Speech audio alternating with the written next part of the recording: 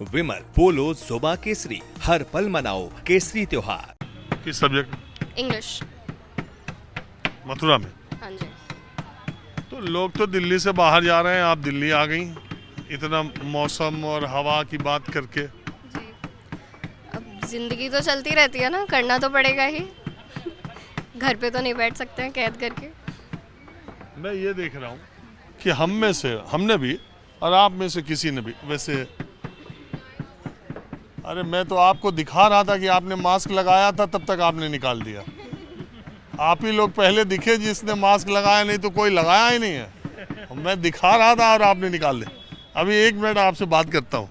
तो अब मैं अभी दिखा रहा था कि देखिए किसी ने मास्क नहीं लगाया, लेकिन यहाँ 2 लोग लगाते हुए। तो आपको ये कैसा फील कर रही हैं आप हवा को, कैसी दिक्कत आपको आ रही है?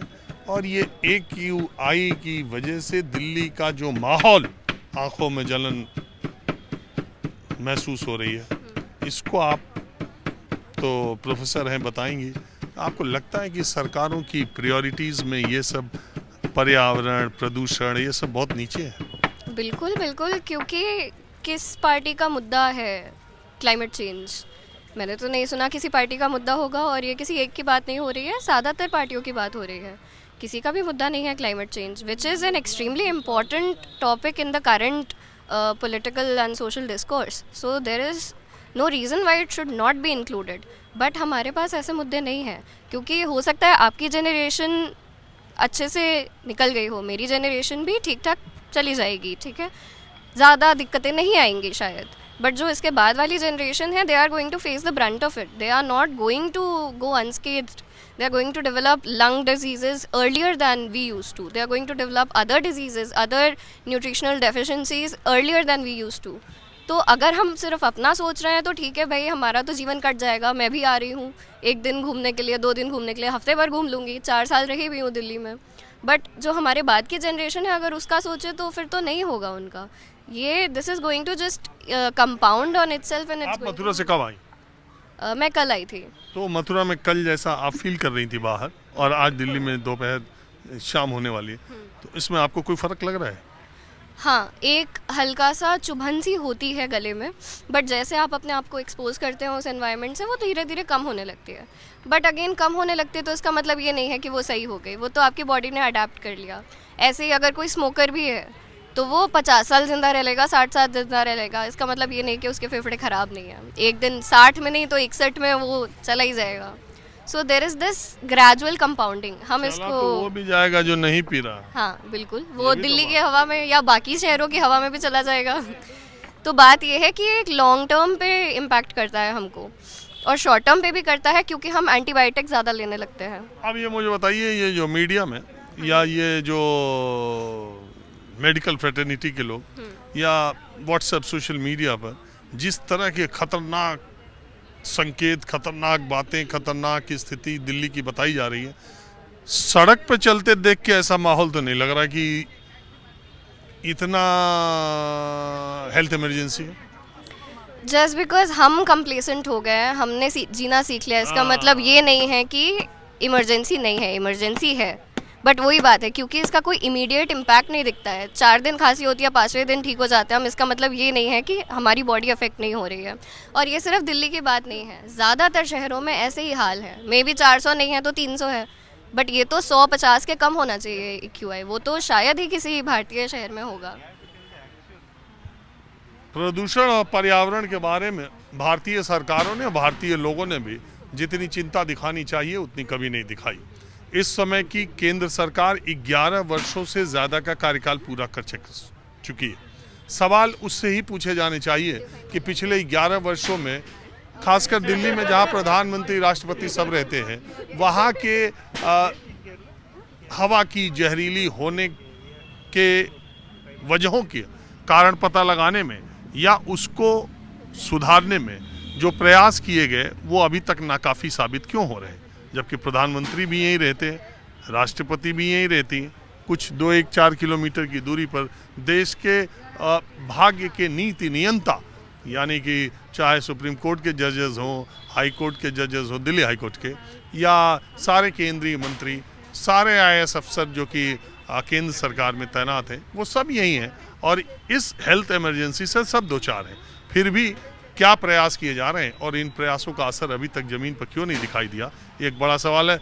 अब मैं उन लोगों से मिलता हूं जो पहले दो लोग मिले जिन्होंने मास्क लगाया हुआ है। तो सबसे पहले ये बताइए कि इतनी बड़ी भीड़ में, इतने लोगों में आप ही दो लोग इतना हेल्थ कॉन्शियस हैं या आप लोगों को कोई परेशानी ज़्यादा है? No, actually I'm in banking sector, I'm in an essential service, I have to go to office daily. I don't have any option to do work from home or anything else like other people is. Government is telling 50% work from home, something like that, insisting for that. But I don't have such an option. I am working in an essential service, so I have to visit the bank and I have to meet the clients. And nowadays the walk-ins are very less. बड़ा रंगीन टोपी लगाए हैं और mask भी नहीं लगाए, रुके रहिए अभी बात करते हैं। Nowadays the walk-ins are less because of pollution. I am not getting walk-ins of clients. I am not getting business also. I am not going to meet the clients because of this pollution. I am afraid to go outside of my branch. Even I am afraid to. आप हिंदी बोलेंगे? थोड़ा थोड़ा। तो आप बोलिएगा, ये तो book दिए इतना। If you want answer in Hindi, yes. okay, tell me. अभी आप क्या करती हैं? I am a teacher. School में काम कर रही हूँ, टीचर है, प्राइमरी स्कूल में काम कर रही हूँ। तो ये तो कोई मास्क लगाया नहीं है, आपने मास्क लगाया, ये बहुत ज़रूरी है और ये अभी जो हालात है उसके लिए। लेकिन आपको लग रहा है दिल्ली में लोगों को जितना कंसर्न होना चाहिए उतना है? कोई देख रहे हैं, कोई लगाया है, कहीं कुछ नहीं? ज़रूरी है। अभी तो एयर क्वालिटी तो बहुत मौसम में है, अभी 600-700 आ गया। We can protect our self. हमको बचाना चाहिए सर। गवर्नमेंट तो कर रही है कुछ ना कुछ, but it's not effective, so we have to protect our self, right. चलिए, कम से कम आप लोगों ने लगाया और सारे लोगों को लगाना चाहिए। देख रहे हैं हालात क्या है। रंगीन टोपी का राजस्थान से आ रहे हैं, कहाँ डायरेक्ट? नहीं, मैं अभी मोतीनगर से आ रहा हूँ। वैसे मैं हनुमानगढ़ डिस्ट्रिक्ट और चूरू डिस्ट्रिक्ट में अभी 12 साल रह के आया हूँ, रिटायर्ड होके आया हूँ। SBI RCT में मैं डायरेक्टर था, जहाँ से मैं रिटायर हुआ हूँ अभी।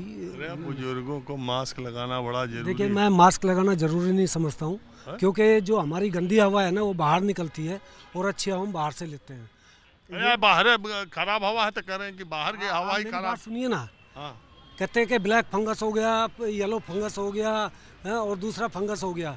जो हमारी हमारी खराब हवा बाहर निकलनी चाहिए वो बाहर नहीं निकल पाती है, वो अंदर ही फेफड़ों में जाती है। कोरोना के जमाने में वो जब ऑक्सीजन और मैं खुले में अकेले में रहता हूँ मोतीनगर एट प्रेजेंट में, और पहले भी मैं हनुमानगढ़ में रहता तो अकेला ही रहता था वहाँ भी। आप मेडिकल साइंस का कहानी बता रहे हैं कि गंदी हवा बाहर, अरे बाहर की हवा ही खराब हो चुकी है। तभी तो कितने मरे थे, तब पीछे कोरोना आया था। वो बिहार में सुना था कि ये येलो फंगस आ गया, कहीं ब्लैक फंगस, कहीं वाइट फंगस। वो सिर्फ इसी वजह से आया था कि हमने मुंह पे तो पट्टा लगा लिया, सांस हमारी नाक से निकलती है वो भी बंद कर लिया, मुंह से निकलती है वो भी बंद कर लिया। वो ज़्यादातर उसी वजह से मरे। मैं तो SBI में था, स्टेट बैंक ऑफ इंडिया, भारतीय स्टेट बैंक। देश के तमाम डॉक्टर आपकी बात सुन रहे हैं। वहाँ भी नहीं लगाता था, मैं आपको बता दूँ। मैंने का प्रॉब्लम है बैंक के अंदर भी, रतनगढ़ में था उस समय में। मास्क इतना बड़ा बचाने का कोरोना लोगों ने तरीका बचाता नहीं है और ज़्यादा असर करता है, उल्टा करता है मेरे हिसाब से। तो मेरा ये मानना है। बड़ा तैयार होकर निकले, कुछ खास? आज घूमने आया था दिल्ली में, मेला में। हाँ, मैं इंडिया गेट भी गया हूँ, जनपद पे भी घूमा। अकेले ही? हाँ, अकेले। घर वाले नहीं, घर वाले तो कोई कहीं है, कोई कहीं है। अभी भी बड़ा बेटा डॉक्टर है, वो अपनी ऑफिस गया है, हॉस्पिटल मतलब। और छोटा बेटे की छुट्टी है, वो बैंक में, इंडियन बैंक में। और वहाँ हम 3 ही हैं अभी एट प्रेजेंट में। वाइफ जो है रांची गई हुई है बेटी के पास। चलिए, तब ऐसे ही जिंदा दिल आदमी हमको अच्छे लगते हैं।